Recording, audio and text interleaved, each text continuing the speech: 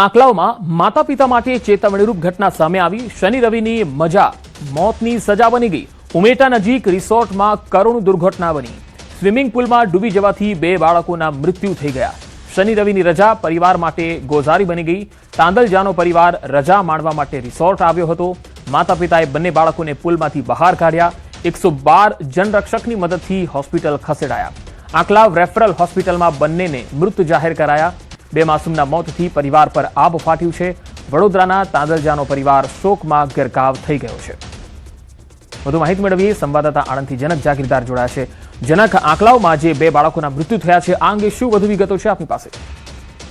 ચોક્કસ આણંદ જિલ્લાનો આંકલાવ જે તાલુકો છે ત્યાં ઉમેટા એટલે કે મહીસાગર નદી પર આવેલો આ ગામ છે ઉમેટા, અને ત્યાં ઘણા રિસોર્ટ આવેલા છે। એમાં કામધેનુ નામનો એક રિસોર્ટ છે અને ત્યાં મૂળ વડોદરા જિલ્લાના તાંદલજા ગામના પરિવારના લોકો અહીંયા આવ્યા હતા અને એમના બે માસૂમ બાળકો, જોડિયા બાળકો છે અને બંને ડૂબી જવાથી બંનેનું મોત થયું છે।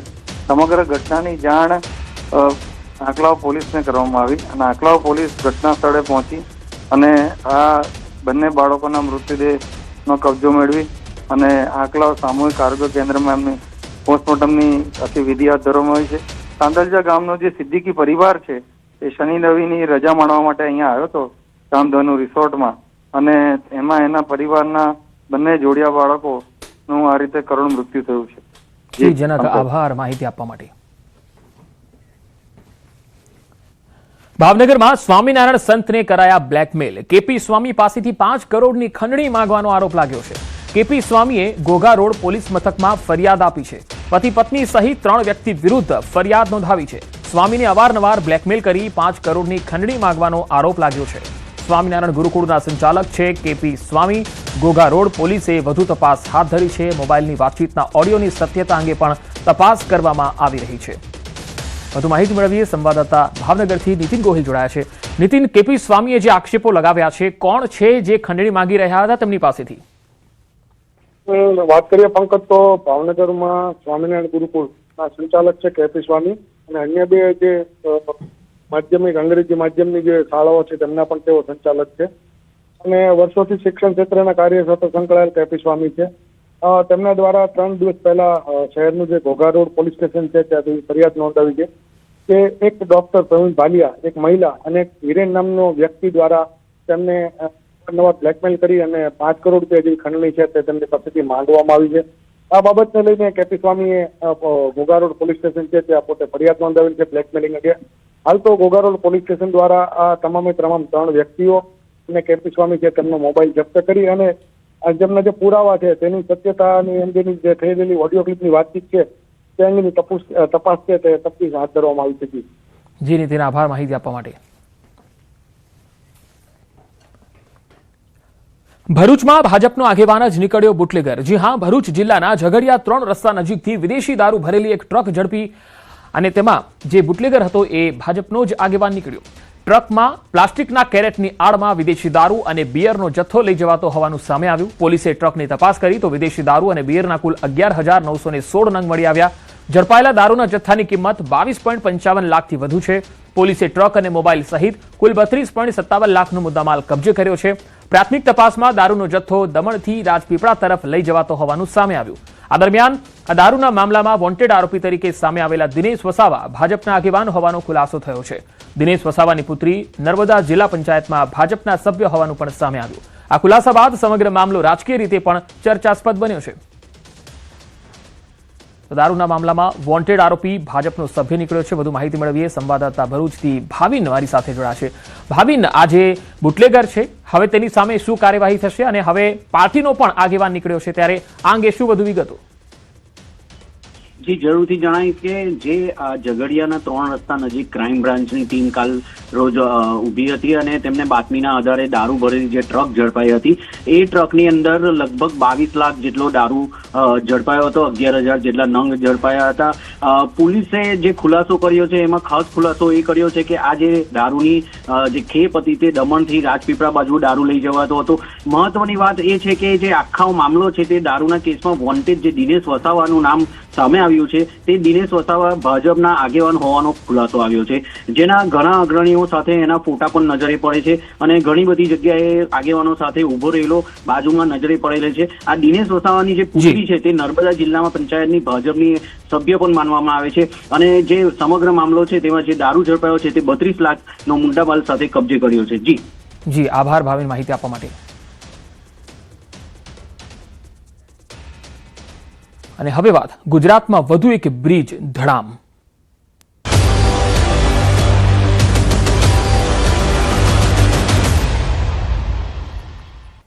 ખેડા જિલ્લામાં વધુ એક બ્રિજ તૂટ્યો છે. ઠાસરામાં આવેલો આ બ્રિજ ધરાશાયી થઈ ગયો છે. ચિતલાઓથી સદપુરાને જોડતા આ બ્રિજને અચાનક ધરાશાયી થવા પાછળનું કારણ હવે તપાસનો વિષય બન્યું છે. બ્રિજની નીચે પિલ્લરનું ધોવાણ થયું. ગંભીરા બ્રિજની દુર્ઘટના બાદ બીજો બ્રિજ ધરાશાયી થયો છે.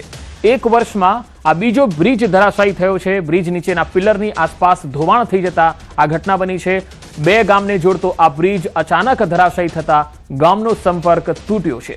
મહી કેનાલમાંથી વધારાનું પાણી નિકાલ માટેની કાંસ ઉપર હતો આ બ્રિજ. સદનસીબે આ ઘટનામાં કોઈ જાનહાનિ થઈ નથી. સવારે 10 વાગ્યાની આસપાસ આ ઘટના બની. તંત્ર દ્વારા વહેલી તકે વૈકલ્પિક વ્યવસ્થા કરવામાં આવે, નવો બ્રિજનું નિર્માણ થાય તેવી સ્થાનિકોની માંગ છે.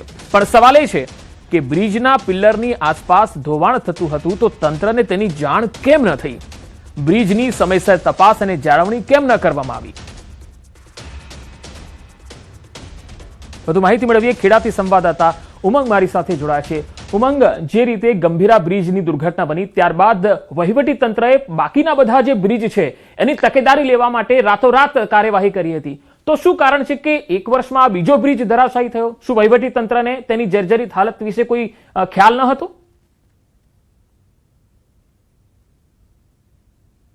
જે બ્રિજ તૂટ્યો છે તે બ્રિજ તૂટ્યો છે ચિતલાવથી જે સુંદરપુરા ગામ છે તેની વચ્ચે જોડતો બ્રિજ છે. બ્રિજની અંદર આ જે બ્રિજ છે મહી કેનાલનું જે રિઝર્વ પાણી હોય છે તે પાણી નિકાલ માટેનો બ્રિજ હતો અને આ બ્રિજની અંદર અત્યારે પ્રાંત અધિકારી પહોંચ્યા છે. સીધી જ તેમની સાથે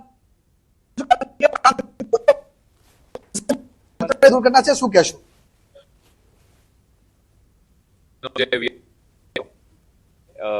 એ અત્યારે નીચેથી માટી ધોવાણ થઈ ઇરોઝન થવાને લીધે થઈને અત્યારે બેસી ગયેલ છે, તૂટી ગયેલ છે. એમાં આરએનબી પંચાયત વિભાગ તરફથી એમને આજથી કરવામાં આવી છે બ્રિજ માટેની. જૂનો જર્જરિત બ્રિજ હતો જે અત્યારે બેસી ગયો છે. એમાંથી કોઈને જાનહાનિ કોઈને થયેલ નથી. સાહેબ, અત્યારે કેવા પ્રકારની વૈકલ્પિક વ્યવસ્થા કરવા કે બ્રિજ પણ તૂટ્યો છે, અન્ય પણ ધોવાણ થયું છે, લોકો જોખમી અવર જવર કરતા પણ કેમેરામાં કેદ થયા છે. કેવા પ્રકારની વ્યવસ્થા કરવામાં આવી છે અને આવનાર વિસ્તાર સમયમાં કેવા પ્રકારનો રસ્તો કરવામાં આવશે? અત્યારે અહીંયાથી અવર જવર સંપૂર્ણપણે એને બંધ કરવામાં આવશે અને એને જે ઓલ્ટરનેટ રસ્તો છે ત્યાંથી પબ્લિક એનો ઓલ્ટરનેટ રસ્તો જે 2.5 કિલોમીટર 2.8 કિલોમીટર જેવો છે ત્યાંથી યુઝ કરી શકશે. સાહેબ, અન્ય અત્યારે કોઈ કાર્યવાહી કરવામાં આવશે ખરી? આ જગ્યાએ બ્રિજ તૂટ્યો છે, અન્ય પણ માટીનું ધોવાણ થયું છે, જેથી કોઈ લોકો ત્યાં ના જાય, કોઈ જાનહાનિ ના થાય તે માટે કેવા પ્રકારના પગલા ભરવામાં આવશે? અત્યારે દ્વારા પ્રાથમિક અહેવાલ અત્યારે સરકારશ્રીમાં મોકલી આપવામાં આવેલ છે. જે આગળથી જે સરકારશ્રીની જે કાર્યવાહી થશે એ કરવામાં આવશે. બિલકુલ ચોક્કસથી પંકજ કહી શકાય કે અહીંયા જે કહી રહ્યા છે કે અત્યારે આ જે તંત્ર પહોંચ્યું છે અને તંત્રના કારણે અત્યારે જે લોકો છે પંકજ બીજા દ્રશ્યો બતાવીશ તમને કે તમે જોઈ શકો છો કે આ બ્રિજ છે તો સંપૂર્ણ અત્યારે તૂટી ગયો છે. બીજી બધા દ્રશ્યો બતાવીશ કે અહીંયા આગળ એક અન્ય ચેક ડેમ પણ હતો. તે ચેક ડેમ પણ અત્યારે અહીંયા આગળ તે પાણીમાં ગરકાવ થઈ ગયો છે. કહી શકાય કે અત્યારે લોકો છે તે અત્યારે જોખમી અવર જવર કરવા માટે મજબૂર બન્યા છે. બીજી બાજુ પંકજ દ્રશ્યો બતાવવાનો પ્રયત્ન કરીશ. અહીંના સ્થાનિક લોકો સાથે પણ વાત કરવાનો પ્રયત્ન કરીશું કે આ ઘટના જે બની છે તેને લઈને લોકો છે તે અહીંયા આગળ અત્યારે પોતે પારાવાર મુશ્કેલી પડી રહ્યા છે. પંકજ દ્રશ્યો સીધા જોઈ શકો છો. આ જે બ્રિજ હતો કે બ્રિજની અંદરથી અહીંયાથી જે માટીનું ધોવાણ થયું અને આ ધોવાણના કારણે જે લોકો છે તેમને વ્યાપક મુશ્કેલી વેઠવાનો વારો આવી રહ્યો છે. કારણ કે આ ગામની અંદર અત્યારે જવું હોય તો 4 કિલોમીટર જેટલું અંતર ફરીને તેમને જવાનું અત્યારે નોબત આવી છે. બીજી બાજુ દ્રશ્ય પંકજ બતાવીશ કે અહીંયા આગળ અત્યારે પોલીસ ચોક ખડકી દેવામાં આવી છે, પરંતુ લોકો છે તે કહી શકાય કે આગળ જોખમી અવર જવર કરી રહ્યા છે. બીજી બાજુ મહત્વની વાત કરો તો ગ્રામજનોનો આક્ષેપ એવો પણ હતો કે આગળ પાણી જે ફોર્સમાં આવતું હતું તેથી તેમને પાણી બંધ કરવા માટે પણ વારંવાર રજૂઆત કરી હતી, પણ તેની કોઈ કાર્યવાહી ન થઈ હતી. માર્ગ મકાન પંચાયત વિભાગ દ્વારા બ્રિજ તો બંધ કરવામાં આવ્યો હતો, પરંતુ લોકો છે તેમને એંગલો તોડીને આ બ્રિજની ઉપરથી ચાલુ રાખી હતી. જો કે સદનસીબે કોઈ દુર્ઘટના નથી બની, પરંતુ જો આજે માટી છે તે હજુ પણ સતત ધોવાઈ રહી છે. જી પંકજ. ઉમંગ, આ ચિતલાવ અને સદપુરા આ બે ગામ સિવાય બીજા કેટલા ગામો એવા છે કે જે લોકોના સ્થાનિકોની મુખ્ય અવર જવરનો માર્ગ આ બ્રિજ હતો? પંકજ ચોક્કસથી આ જે બ્રિજ છે તે ચિતલાવ અને સુંદરપુરા સિવાય અન્ય કોઈ ગામને અસર નથી કરતો, કારણ કે આની આગળ બીજો એક અન્ય બ્રિજ આવેલો છે જે મુખ્ય માર્ગ પર આ જે ગામનો અંતરિયાળ રસ્તો હોય તેનો બ્રિજ હતો, અને આ બ્રિજની અંદર અંતર બંને જ ગામના લોકો અવરજવર કરતા, અન્ય કોઈ ગામના લોકો અવરજવર નતા કરતા હતા. પરંતુ પંકજ, ફરીથી દ્રશ્યો બતાવીશ કે તમે દ્રશ્યોમાં અત્યારે જોઈ શકો છો આ કેટલું વ્યાપક થયું છે કે બીજી બાજુ ઉપર પંકજ ઉપર જવા પડે ઉપર હોબાળો થયો છે. જે પ્રાંત અધિકારીઓ પહોંચ્યા છે તેમને લોકો છે તેઓ અત્યારે આગળ રજૂઆત કરી રહ્યા છે, અને લોકો